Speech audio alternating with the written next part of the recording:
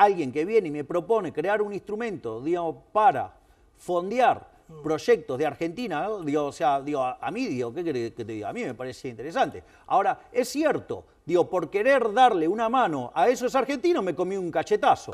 El gobierno del presidente argentino Javier Milei está desde febrero envuelto en un gran escándalo, luego de que, según sus palabras, difundiera una criptomoneda llamada Libra, a través de la cual se perpetró una gigantesca estafa millonaria que afectó a miles de personas. El CryptoGate, como ya lo llama la prensa argentina, desató un escándalo político y financiero y al mismo tiempo una investigación penal que llega incluso a Estados Unidos. Mientras las acusaciones van y vienen, la mayoría de la gente no entiende muy bien qué pasó. Y a eso queremos dedicar precisamente los próximos minutos, a separar la paja del trigo y tratar de entender. ¿Qué es una criptomoneda? ¿Cómo se elaboran estas estafas? ¿Hay antecedentes? ¿El presidente Javier Milei pecó de ignorancia o fue cómplice? Estas son algunas de las preguntas que queremos responder a partir de ahora con el experto en criptoactivos, Santiago Siri, creador del partido de la red y una de las personas que más ha investigado este tema, no solo en Argentina, en el mundo. Lo conoce muy, pero muy bien. Pero antes de empezar, quiero extenderles una cordial invitación para que, como siempre, se suscriban a mi canal de YouTube, @Patricia Yaniot Videos. Este tipo de programas y este calibre de invitados que hemos venido teniendo es gracias al apoyo que nos están dando ustedes, que ha hecho crecer muchísimo, muchísimo el canal. Tan solo tienen que darle clic a la palabra suscribirse y activar las notificaciones pulsando en la campanita para seguir recibiendo todos mis contenidos. Y también nos pueden encontrar en Spotify bajo el formato podcast. Y para quienes tengan interés comercial, los invito a que me contacten o me escriban a mi correo electrónico patriciayaniot@laneta.com. Desde ya, muchas gracias por este apoyo que ha hecho que el año pasado haya sido inolvidable para mí. Comenzamos ahora sí en ¿qué pasó con lo que pasó?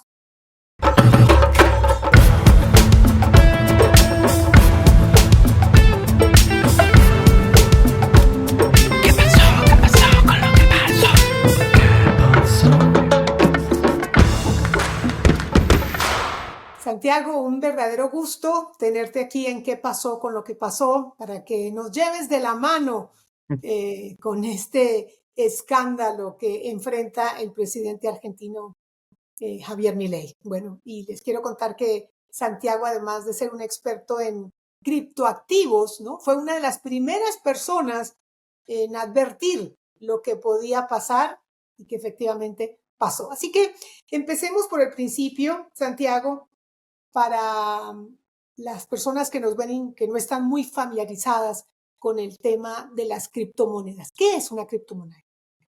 Una criptomoneda es, como su nombre lo indica, una moneda criptográfica. Son monedas que se transaccionan a través de Internet usando una tecnología que es conocida como blockchain o cadena de bloques, que es una suerte de libro contable descentralizado, donde la contaduría y los registros de ese libro no los escribe un banco central, sino que lo escriben todos los participantes de esa economía, donde se sincronizan y tratan de ir registrando los movimientos de dinero que ocurren dentro de la red, de forma tal que nadie pueda modificar la historia, de que nadie pueda modificar las reglas de juego. Y todo esto se hace informáticamente usando criptografía, que son formas de acuerdos matemáticos, permitiendo que estos sistemas sean resistentes a cualquier tipo de censura, donde no haya un banco central que pueda inflar la moneda o cambiar las reglas de juego, y donde el registro histórico sea inmutable, es decir, que nadie pueda borrar la historia, que nadie pueda borrar las transacciones o modificar lo que ocurrió. Muy bien, bueno, ya tenemos esa información básica. Ahora hablemos del caso particular de Libra, ¿no? ¿Era una criptomoneda o qué tipo de moneda era? Libra fue una criptomoneda dentro de un contexto muy puntual, dentro de una red blockchain que se llama Solana, que lo que permite hacer Solana es tener transacciones con muy bajas comisiones o con muy bajos costos. Es un blockchain que está optimizado para poder hacer transferencias donde la compraventa de este tipo de activos tenga un bajo costo de transferencia, y por lo general es un blockchain o un ecosistema que atrae mucho a los especuladores, que son quienes les gusta comprar y vender cualquier clase de activos sin mirar mucho cuál es el subyacente o cuál es el impacto en la economía real. Por eso, en el contexto de Solana, que es uno de los blockchains más importantes que hay para este tipo de monedas, en ese contexto se la suele denominar, eso es un contexto donde florecen mucho las meme coins, que son criptomonedas que no tienen más sustento que simplemente representar un meme, un chiste o una idea de internet. Y Libra fue lanzada en el contexto de Solana, y es por eso que muchos la catalogan como una criptomoneda meme o una meme coin, como se le suele llamar a este tipo de activo. Porque conlleva un mayor riesgo, ¿correcto? Son peligrosos estos activos. ¿Recomendarías invertir en ellos? No recomendaría invertir en ellos. Son activos que prácticamente es el juego de gente que está especulando en un 100% de los casos, donde funciona una suerte de casino digital, y básicamente quien logre tener los mejores influencers o quien logre imponer o viralizar los mejores memes van a probablemente tener mayor nivel de acción económica, pero es algo que es puramente especulativo y que no tiene real sustento en nada que tenga impacto sobre la economía digital, más allá del solo hecho de que se trata de memes y nada más que de chistes que se mueven en Internet. Peligrosísimo, entonces. Ahora vayamos al escándalo que enfrentó el presidente Javier Milei. ¿Nos podrías explicar de manera simple qué fue lo que pasó con Libra? Bueno, en el caso de Libra, esto no es una estafa porque hay algo que sube de precio o baja de precio y hay gente que compra y que vende, sino que hay algo que pareciera ser muy claro por el tipo de transacciones que se puede ver en el blockchain. Justamente al ser el blockchain algo inmutable, donde el registro de historia está visible por todos y cualquiera lo puede auditar sin requerir del permiso de nadie, se puede ver que en sincronía con el tweet del presidente Milei, que fue a las 7:01 de Buenos Aires, ese 14 de febrero, en el día de San Valentín, en ese mismo minuto ocurrieron 74 transacciones que al segundo que sale el tweet del presidente Milei, estas transacciones compran millones de dólares de tokens de Libra. Automáticamente hacen una inversión millonaria en este activo que nadie conocía hasta que apareció el tweet del presidente, y a la hora, una vez que esto llega a un precio lo suficientemente alto porque entran todos los inversores incautos que ven el tweet del presidente y se suman a tratar de comprar el token, tal vez con montos menores, una vez que se junta suficiente capital, estos compradores originales que se aprovecharon del primer segundo salen a vender todo lo que tienen y se quedan con los criptodólares y se quedan con el dinero de la gente que invirtió de forma incauta. Sin el tweet del presidente, sin el tweet de un influencer, de alguien que puede llegar a millones de personas, esos inversores incautos que se prenden a comprar esto no aparecen. Por eso, en el caso de Libra, lo que hemos visto es lo que se llama en la jerga un rug pull, es como tirar de la alfombra, donde de repente se sube mucha gente y sobre el final los que se aprovecharon desde el comienzo se van con el dinero de esa gente y la gente se queda con estos tokens de Libra que pasan a valer nada porque de repente vendieron las ballenas, y las ballenas, los estafadores, se van con el dinero que pusieron todos los pequeños inversores. Claro. Y Libra existe todavía, no se ha quebrado, digamos que bajó muchísimo de precio, ¿correcto? Existir existe, es un contrato inteligente, es decir, es un programa que corre en el blockchain. Como en el blockchain nadie puede borrar o modificar la historia, vivirá ahí para siempre, pero bueno, su precio se ha caído estrepitosamente desde entonces. Bueno, y las 74 transacciones que se dieron tan pronto el presidente publicó su tweet corresponden a los inversionistas, a las personas que crearon esta meme coin, ¿correcto? Sí, las ganancias, una gran porción de las ganancias, casi 100 millones de dólares, terminaron concentradas en nada más que 4 direcciones, y se atribuye a estas ganancias a Hayden Mark Davis, esta persona norteamericana que apareció en unas fotografías con el presidente Milei semanas previas al lanzamiento de todo esto, y quien en algunas entrevistas ha dicho que él tenía bajo su control esos 100 millones de dólares. Como el blockchain es público, transparente, cualquiera lo puede auditar, ese dinero se puede seguir, los movimientos de ese dinero se pueden seguir y en función de eso podemos inferir que, bueno, tal vez esas direcciones podrían estar bajo el control de Hayden Mark Davis. Claro, Mark Davis. Ahora, el presidente, el caso que lo involucra específicamente a él, dice que no promocionó la moneda, que simplemente la difundió. Y me pregunto si el cambio de palabra, ¿no? Afecta en algo o beneficia en algo al presidente. Claramente el presidente se está asesorando legalmente y está apelando a tecnicismos legales. Yo lo que puedo aportar en ese sentido es qué es lo que dice la ley para diferenciar una promoción de algo respecto a simplemente difundir algo. Por lo general hay 3 aspectos que hay que considerar.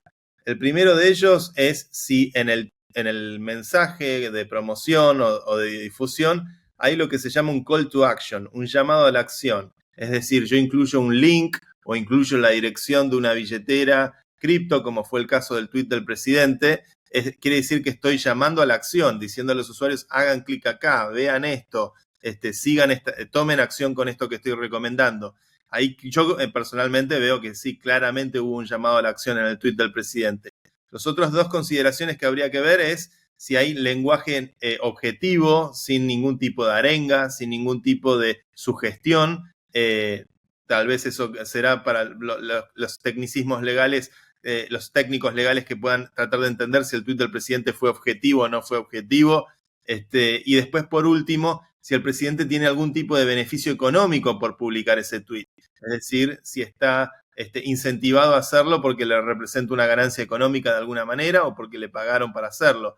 Si cumple esas 3 condiciones, indudablemente estamos hablando de una promoción que por más que quieran maquillarlo de difusión, me parece que sería muy difícil argumentarlo en base a lo que hemos visto todos. Bueno, esa es la información que hay que probar, ¿no? Si el presidente o alguno de sus allegados se benefició con esta transacción.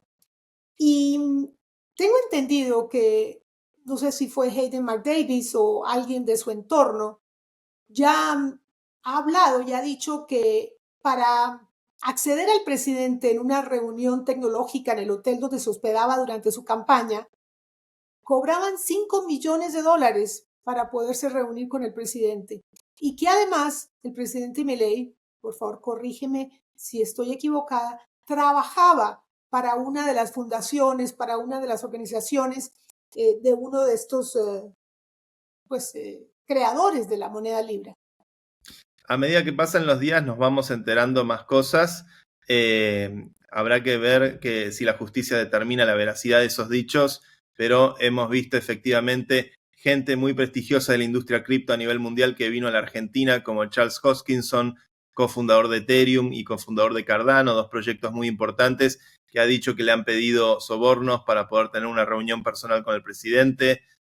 Han ocurrido denuncias de todo tipo, hay algunas capturas de chats y algunos testigos que han dicho que Hayden Mark Davis se jactaba de darle dinero a la hermana del presidente y que con eso lograba que el presidente firmara lo que él quiera.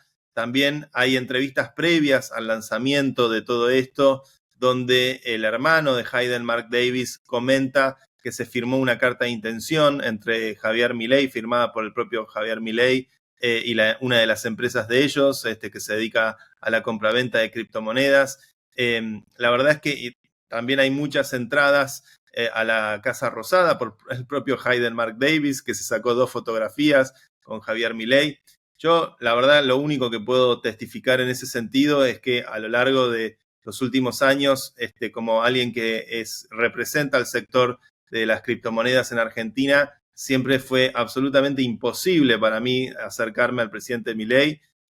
Incluso el año pasado, cuando vino Vitalik Buterin, que es el Lionel Messi de las criptomonedas, es quizás la persona más prestigiosa a nivel mundial, intentamos armar una reunión con el presidente y Vitalik y recibimos sistemáticamente negativa a poder armar esa reunión.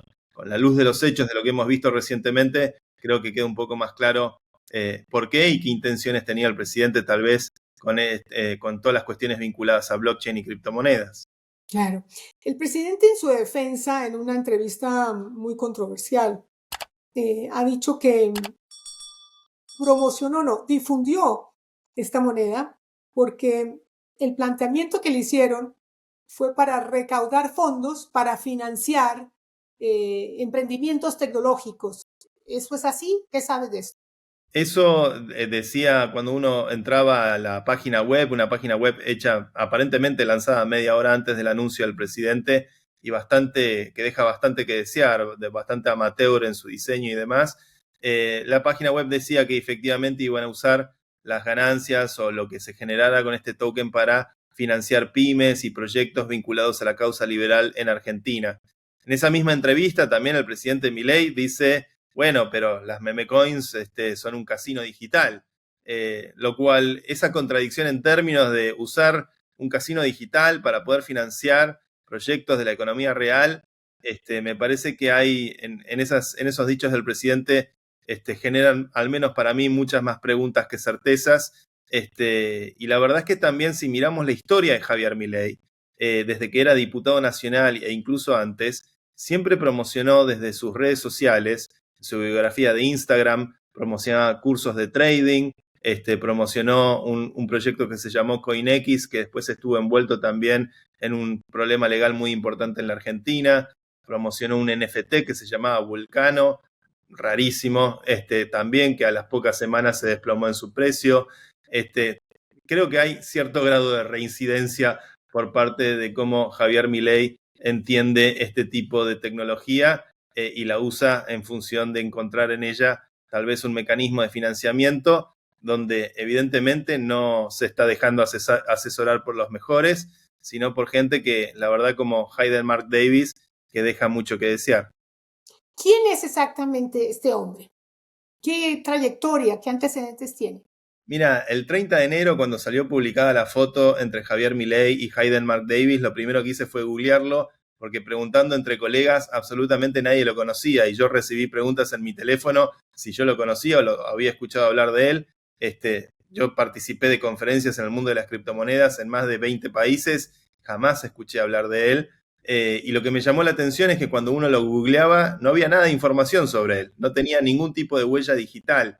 Para no tener huella digital en el siglo XXI, eso requiere ser un esfuerzo deliberado de borrar la identidad de uno de Internet, que es algo muy difícil de hacer. Por lo cual, ya en ese sentido a mí me pareció sospechoso, publiqué un tuit advirtiendo al respecto y ese tuit quedó ahí hasta que de repente, bueno, 2 semanas después pasó lo que pasó. Evidentemente, Hayden Mark Davis es alguien especializado en este tipo de esquema, donde hacen lo que se llama sniping, que es este tipo de inversión donde meten el dinero en el segundo cero, donde sale publicado el tweet de un influencer para poder captar el dinero de inversores incautos y después venderlo. Hay chats de él donde se jactaba de que iba a extraer la máxima cantidad de valor posible de la moneda Libra. Así que creo que es básicamente un pirata disfrazado de banquero cripto que se ha aprovechado en algún punto de la Argentina y de su presidente. Desde luego. Y obviamente el objetivo de lanzar la moneda para recaudar fondos para financiar emprendimientos tecnológicos resultó ser una estafa porque este señor Mark Davis nunca ha puesto ese dinero a disposición de la Argentina, ¿no? Ese capital a disposición de los emprendedores. ¿O sí? ¿Qué dice él después de esto? Es extraño. Mark Davis el primer día dijo que él tenía control de los 100 millones de dólares. Al día siguiente, en una entrevista con Dave Portnoy, un famoso influencer de Wall Street, le pregunta de quién son esos 100 millones y él dice, balbuceando, no lo sé, son de la Argentina. Entonces no queda claro si son de la Argentina, si son de la gente vinculada al gobierno. Eso sigue sin estar claro. Lo que sí está claro es que esos 100 millones están en 4 direcciones que se pueden ver en el blockchain. 3 de esas 4 direcciones son billeteras especiales que se llaman multisigs, es decir, requieren de múltiples firmantes para poder mover los fondos. En cada una de ellas hay 3 direcciones autorizadas para firmar. Con tener la firma de 2 de esas 3 se pueden mover los fondos. Esas 3 billeteras están etiquetadas. Las etiquetas dicen Milei, Milei Vlad y Milei Kata. No sabemos bien qué significa eso, pero es lo que dicen las etiquetas donde están estos fondos. Y hay una cuarta billetera que está vinculada al lanzamiento de Libra, que tenía aproximadamente 4 millones de dólares en fondos y que en el día de hoy vimos algunas maniobras que todo pareciera indicar que están tratando de lavar ese dinero comprando un token inexistente, sin valor, para ir desviando los fondos hacia lugares donde sea más difícil de detectar que estos fondos vienen efectivamente de este proyecto. De a poquito, digamos, de 4 millones en 4 millones, hasta lavar 100 millones. Santiago, el presidente dice que los que perdieron dinero no son en su mayoría argentinos. Dice que son menos de 100 argentinos que perdieron dinero, que fueron estafados. ¿Es cierto esto? No, no es cierto. Me parece que si son argentinos o no son argentinos no debería importar. En todo caso, si defraudó a inversores norteamericanos, eso quiere decir que va a tener una causa judicial muy grave y muy costosa en los Estados Unidos, dado que para los Estados Unidos, si uno atrae o participa con inversores de ese país, eso es considerado jurisdicción para los Estados Unidos. Si fueron pocos o si fueron muchos, sí, lo que se ve es que hay 44.000 direcciones de billeteras cripto que interactuaron con el contrato inteligente de la moneda Libra, pero algunas de esas direcciones pueden ser tranquilamente direcciones vinculadas a exchanges, a casas de intercambio de criptomonedas, que a su vez estas casas de intercambio ofrecen el servicio a potencialmente millones de usuarios. Entonces no quiere decir que hay 44.000 personas, lo que hay es 44.000 direcciones que interactúan con el contrato. ¿Cuántas de esas direcciones pertenecen a exchanges que llegan a millones de personas? Eso habría que analizarlo. Y después algunas otras direcciones seguramente serán robots o algunos esquemas de trading automático que suele ser muy común en este tipo de actividad digital.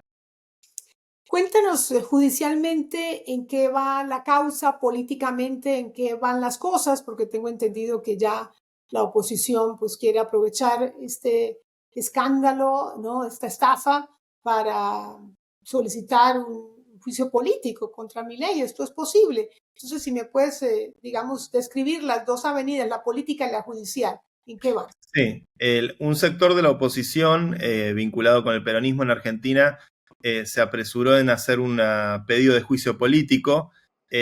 Tal vez es un poco rápido esto por el hecho de que no cuentan con el respaldo suficiente para tener los votos y efectivamente llevarlo a cabo. Eventualmente habrá que ver si forman una comisión investigadora como paso previo al juicio político. La semana pasada el Senado de Argentina rechazó hacer una comisión investigadora, perdiendo por un voto que venía de un voto de justamente alguien que había propuesto hacer la comisión investigadora, lo cual levanta muchas suspicacias. Y en diputados, la comisión informática que me invitó y participé para poder aportar información, hizo una sesión para poder recabar información. Hay varias denuncias que están cayendo en el juzgado del juez Tayano. Todo lo que se ha aportado en el Congreso de la Nación seguramente irá a los fiscales de la causa y esto irá avanzando en la justicia argentina a medida que se vaya esclareciendo, pero sí, hay muchas denuncias. Y luego están las denuncias de los inversores norteamericanos que seguramente generarán que se investigue con el FBI, con el Departamento de Estado y las diferentes dependencias que están dedicadas a los temas de defraudación financiera, donde seguramente ahí también se termina armando tal vez un class action lawsuit, una agregación de todas las demandas en una misma gran demanda, y en función de eso, tal vez las personas implicadas con esto deban dar también explicaciones en ese país. Claro. Y el propio Milei en esa entrevista dijo que iba a crear una comisión o sí, un panel investigador para saber qué fue lo que pasó. ¿Esto ya se implementó? Mira, en Argentina estamos grandes también para algunas cosas. Dijo que iba a investigar la Oficina Anticorrupción, cuyo principal responsable es una persona asignada por el gobierno de la nación, por lo cual que te investigue la gente que uno mismo pone para investigar, pareciera ser poco serio. Ojalá se pueda esclarecer el caso por el bien de la reputación del presidente Milei y por el bien de la reputación de la Argentina, de repente haber rifado toda la imagen internacional que tenía, cayendo en una, francamente, usando un término muy porteño, en una chantada de esta naturaleza, que derrumba de un día para el otro todo ese prestigio que había sabido, que supo conseguir como presidente, la verdad que decepciona mucho, pero bueno, ojalá se ponga en manos de la justicia y pueda esclarecer y brindar detalles que ayuden a que todos tengamos al menos una percepción un poco más contundente y justa sobre lo que pasó, porque hubo muchísima gente perjudicada por esto. Desde luego, no importa si sean argentinos o extranjeros, tienes razón en eso. Ahora, políticamente, ¿cómo le puede afectar al presidente Milei?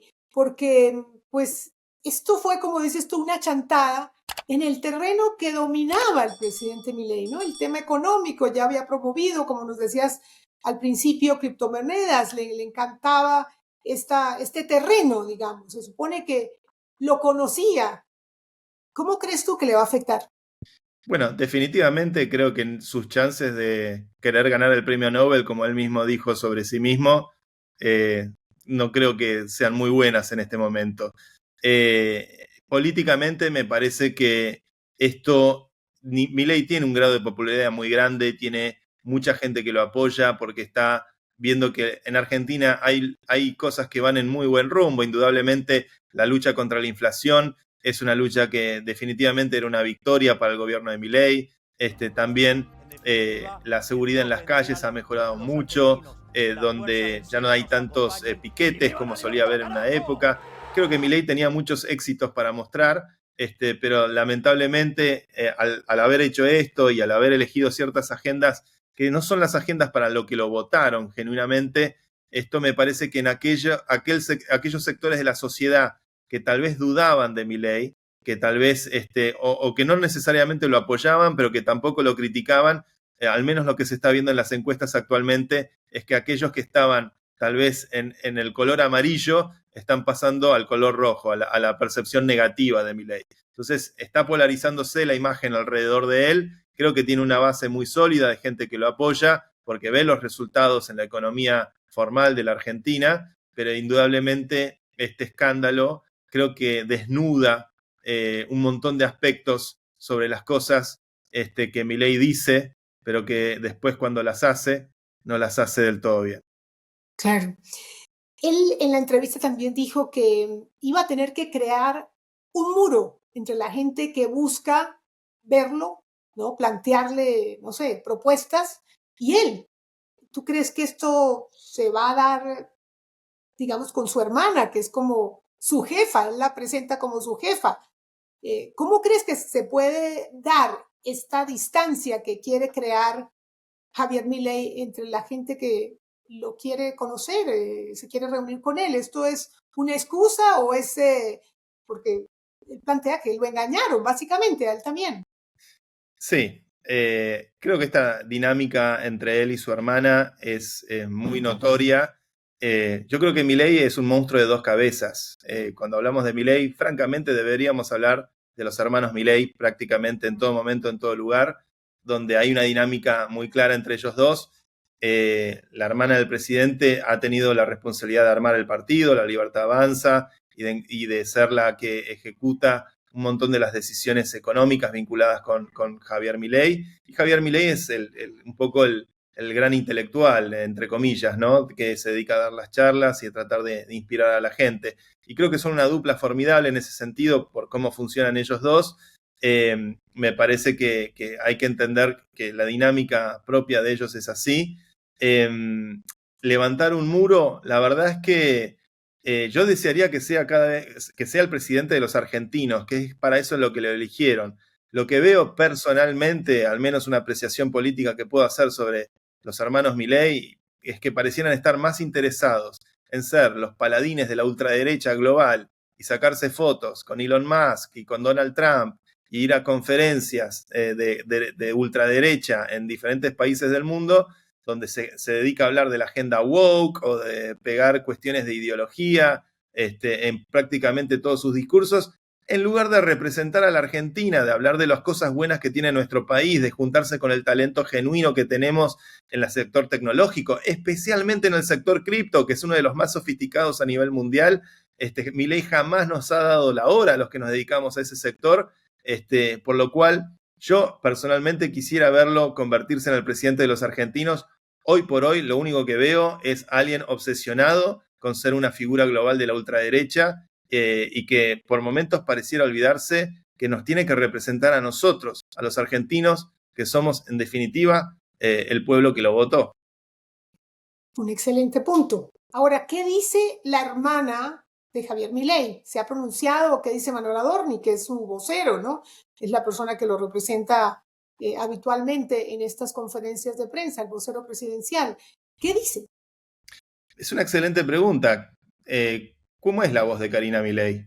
Yo me lo pregunto, sinceramente. ¿Cómo es Karina Milei? ¿Por qué no da entrevistas? Es la secretaria general del Poder Ejecutivo, tiene un rol formal, está asesorando al presidente día y noche, está al lado del presidente en cada una de sus reuniones. Ella se jacta de que no habla. ¿Por qué no habla? Estamos en una sociedad democrática y me parece que la gente que está en una función pública tiene un deber con la sociedad, y creo que debería poder hablar, debería poder dar explicaciones, debería poder confrontar al pueblo que en algún punto los ha votado, los ha apoyado, y creo que es uno de los misterios más grandes de la Argentina, la voz de Karina Milei. Y el presidente o Manuel Adorni han dicho qué pasará si se sabe quién recibió dinero a cambio de estas ganancias millonarias que nunca les llegó a los inversionistas. La verdad es que ojalá se tomaran medidas frente a las personas que estuvieron involucrados con esto. Una de las cosas que creo que estamos viendo todos en la Argentina es qué cosas declara Hayden Mark Davis, qué cosas declara Javier Milei. Tal vez lo más llamativo es que no hablan mucho uno del otro. Y tal vez en ese sentido, Javier Milei, una de las cosas que se percibe de forma muy clara a lo largo de toda su gestión es que ha sido muy rápido en echar a gente por cosas muy menores. Una semana antes echó a la hija de Domingo Cavallo por un simple desacuerdo en cuestiones en minucias de las cuestiones económicas de la Argentina, y echó a la hija de Domingo Cavallo, que era una funcionaria que estaba en la OEA, en los Estados Unidos, por el simple hecho de estar en desacuerdo con su padre en detalles, en aspectos muy precisos y puntuales, de Domingo Cavallo, que fue un año atrás quien Milei decía el mejor economista, el mejor ministro de Economía de todos los tiempos, según el propio Milei. Entonces, si estamos ante una persona que es tan rápida para guillotinar, estoy usando palabras que usan ellos, ¿no? Para guillotinar gente por cosas menores, ¿por qué no son rápidos para guillotinar gente por cosas mayores? Y este uso de la guillotina, ¿no? A mí me preocupa ese tipo de metáfora tan violenta. Yo tal vez trataría de recordarle a la gente que Robespierre, que era quien usaba la guillotina en la Revolución Francesa en la época del terror, terminó siendo guillotinado él.